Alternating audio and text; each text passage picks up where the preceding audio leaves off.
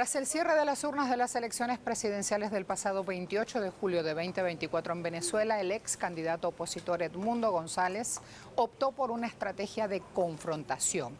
Desconoció resultados y no solo eso, no solo difundió una narrativa mentirosa de los hechos, sino que además contradijo resultados oficiales. Nunca mostró las pruebas. La silla con su nombre estuvo vacía y con esto el fraude quedó de su lado. ¿Qué hizo Edmundo? Fue a embajadas amigas y luego negoció su salida del país. Este es un elemento fundamental para resaltar. La figura del asilo político no suele aplicarse a individuos en su condición. Sin embargo, en un acto de reconciliación, el presidente reelecto Nicolás Maduro se lo concedió. El proceso judicial de la ultraderecha se perdió y hoy la historia es completamente distinta. Pongamos el punto en la I.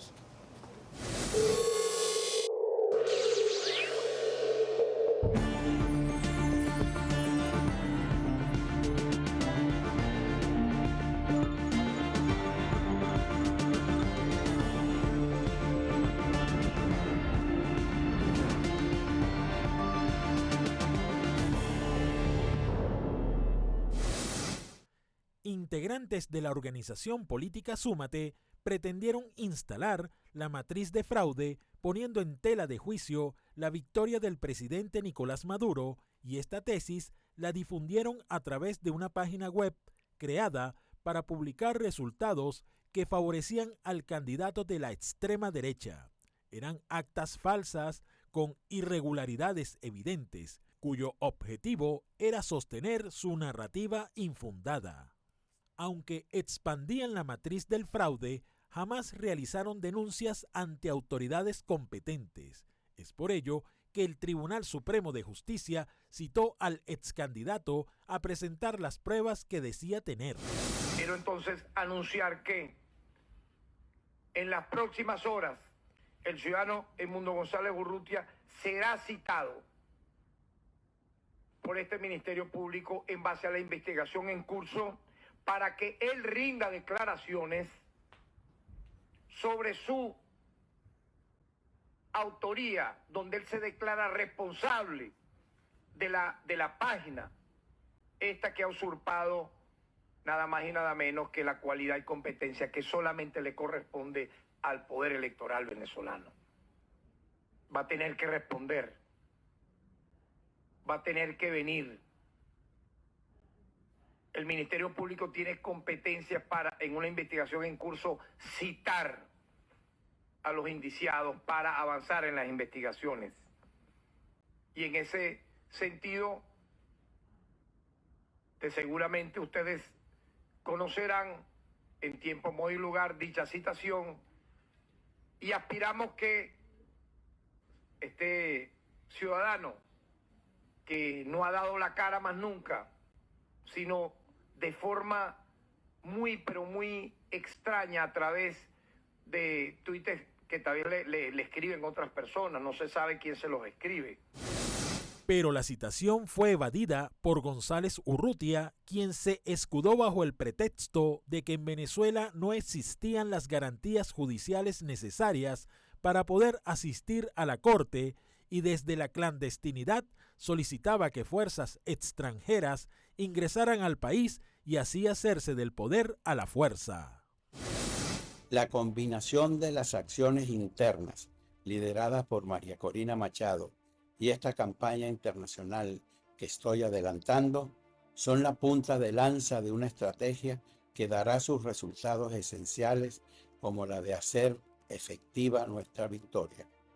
Por eso debo preservar la credencial de presidente electo, cualidad que no se extinguirá más que en el momento de asumir el poder definitivamente en el marco de la institucionalidad. El 2 de septiembre, la justicia venezolana tras la exhaustiva investigación del Ministerio Público, encontró a Edmundo González Urrutia culpable de una serie de delitos graves, pero la extrema derecha calificó las acciones del órgano judicial como persecución política. La realidad es que sus acciones tipificaron delitos que, en cualquier país democrático, habría tenido que responder por sus consecuencias.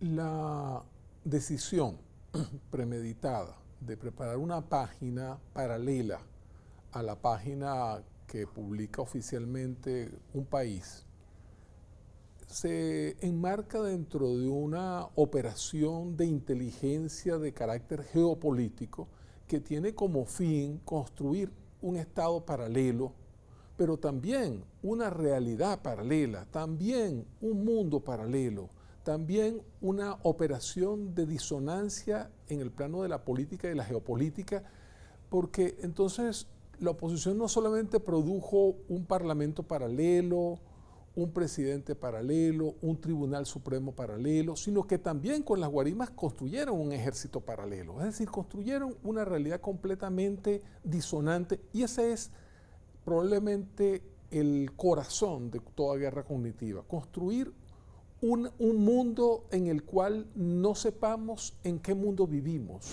Altavista PVT Project es una empresa que, en base a proyecciones de 997 mesas, dejando por fuera otras 503, se atrevió a afirmar que Nicolás Maduro había perdido las elecciones presidenciales.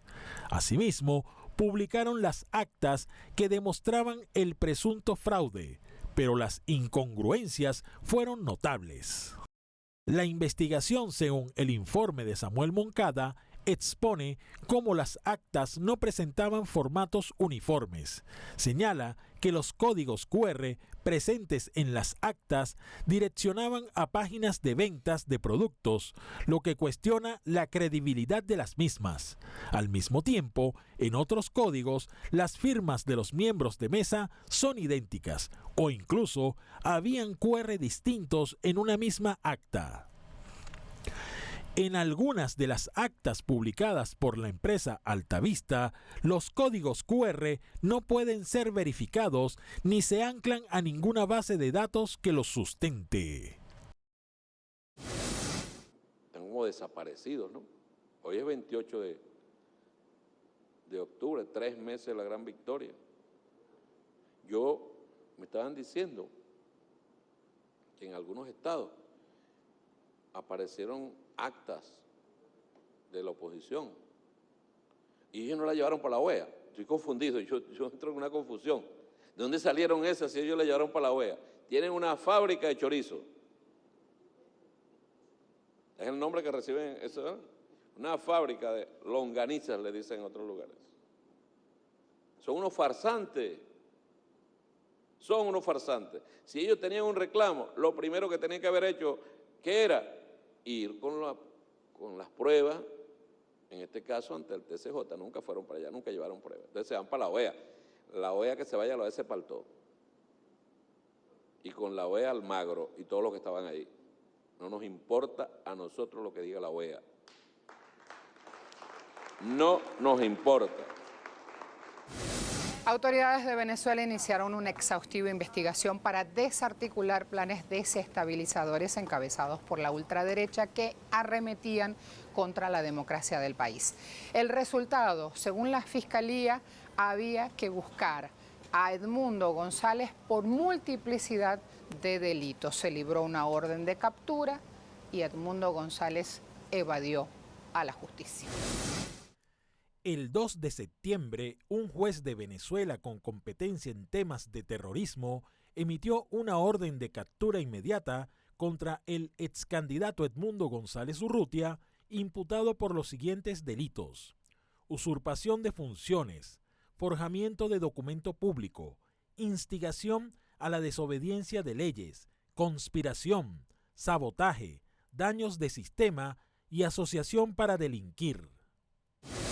Las horas, como se iba a ir pasando el 28 de julio, en un entramado donde ellos colocaron a su servicio el poder de la dictadura de los algoritmos en las redes sociales. Financiaron más de $1.000 millones, se tiene estimado, fue lo que invirtieron para derrocar al gobierno bolivariano de la revolución bolivariana. Y lo hicieron con un desparpajo tal que pusieron al servicio toda la fiereza ilegítima de gobiernos de Occidente mandatados por el gobierno de los Estados Unidos. Desde Estados Unidos se dirigió esta operación. Desde Estados Unidos la CIA sigue dirigiendo la arremetida, las agresiones y las amenazas contra Venezuela. Persisten las amenazas. En Venezuela no se puede hablar de una oposición. Hay quienes hablan más bien de una odiosición, porque lo que inducen es el odio. Pero yo creo que tampoco esa es la categoría que hay que construir. Es decir, nosotros tenemos algo muy parecido a lo que sucede en los psicópatas que construyen una suerte como de secuaz. Entonces tenemos una operación donde hay un conjunto de personas que son, aun cuando hayan nacido en Venezuela, son contratados por un gobierno extranjero para actuar como secuaces en favor de una potencia extranjera. Entonces, ellos no pueden ser propiamente llamados ni venezolanos, ni tampoco oposición, porque la oposición se mantiene dentro de las coordenadas constitucionales y legales. Luego de ocultarse en las embajadas de Países Bajos y de España, Edmundo González pidió asilo político al gobierno español y aunque la convención dice que no correspondía, llegaron a un acuerdo y le dieron al salvoconducto. Hay que decir aquí que esto fue parte de una negociación y la conciliación demostró la buena voluntad del gobierno venezolano, que accedió a darle el salvoconducto a Edmundo González para desescalar tensiones y buscar siempre la protección de la democracia del país. El excandidato Edmundo González Urrutia se negó a asistir a las convocatorias del Ministerio Público y optó por ocultarse en las embajadas de Países Bajos y España, para luego tramitar un asilo político al gobierno español. Pese a que la ley establece que aquellos con juicios legales en proceso no pueden optar por esta medida, el gobierno accedió a una negociación diplomática por la paz de Venezuela.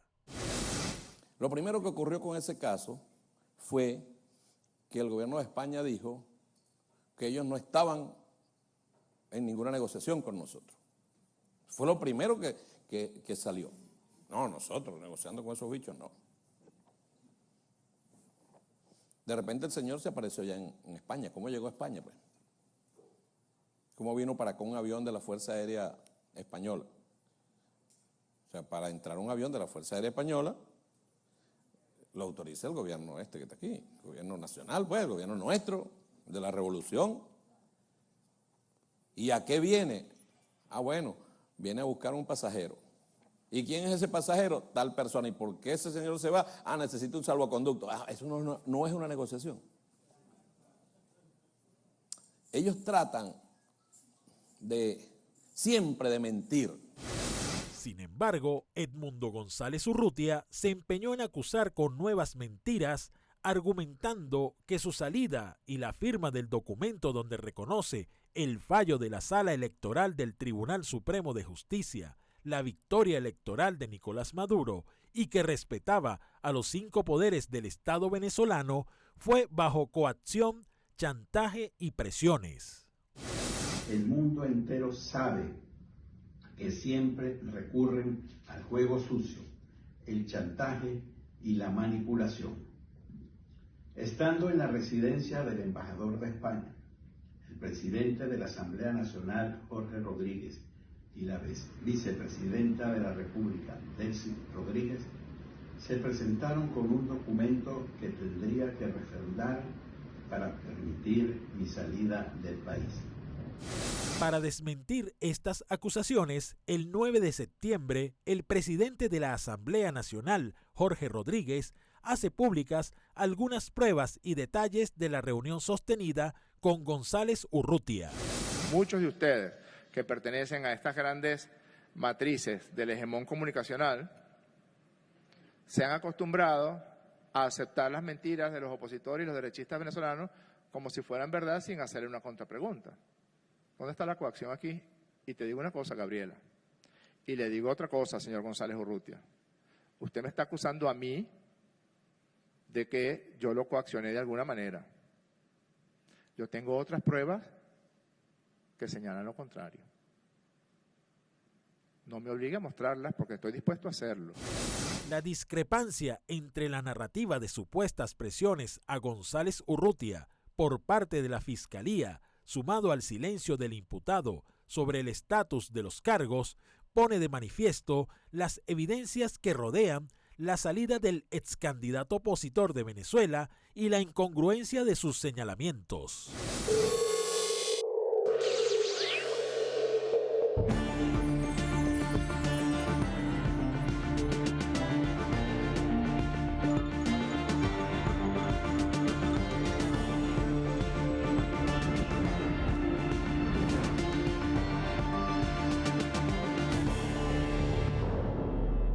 Todo estuvo premeditado. González Urrutia y María Corina Machado hicieron una gira internacional para buscar respaldo y reconocimiento. Lavaba su imagen, prometía cosas que luego no pudo cumplir, quería deslegitimar resultados electorales. Desde el extranjero amplificaban los mensajes, incitaban a la confrontación y a desconocer las instituciones del Estado. Por esto, las autoridades venezolanas se vieron obligadas a montar un frente de seguridad para contrarrestar el hostigamiento de las potencias extranjeras. Previo al 10 de enero de 2025, fecha pautada para la toma de posición del presidente Nicolás Maduro, y después de la negociada salida del extremista Edmundo González Urrutia, la ultraderecha orquestó una gira internacional en la que Urrutia continuaba vendiendo la narrativa de fraude y persecución política. González Urrutia inició una gira cuya primera parada fue Argentina. Allí el presidente Javier Milei llevó al excandidato al balcón de la Casa Rosada e inició una campaña de falsa bandera por la libertad de Venezuela. Su gira continuó por Uruguay, Paraguay, Panamá y República Dominicana para culminar en la Casa Blanca con el expresidente Joe Biden. Entre tanto, la oposición radical venezolana impulsó una campaña mediática por la intervención militar. El proyecto es vivir en lo que él considera efectivamente que es su país. Su país no es Venezuela. Entonces, cuando hace una gira, lo que está haciendo es obedeciendo las instrucciones que el imperialismo le da de lo que tiene que hacer. Es simplemente un correveidile, pues es simplemente un vasallo al servicio de esa monarquía imperial capitalista occidental que asume los políticos que se afilian ahí. Para la oposición venezolana, las citaciones judiciales fueron una presunta alerta de persecución política. En realidad, cualquier país se defendería de actos terroristas, sobre todo cuando le quieren imponer una realidad paralela fuera del país. Esa oposición dijo que aquí no había en Venezuela alguna garantía procesal. Lo que querían era llegar al poder a toda costa.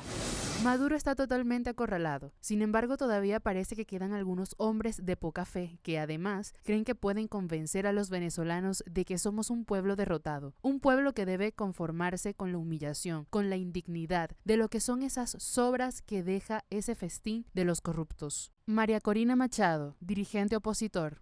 Con el equipo nuestro en ese país estamos trabajando en las gestiones ante el gobierno del presidente Donald Trump para resolver esta situación de la manera más adecuada, tanto para ese país como para los venezolanos de bien, que son la inmensa mayoría de todos los lugares del mundo donde se encuentran.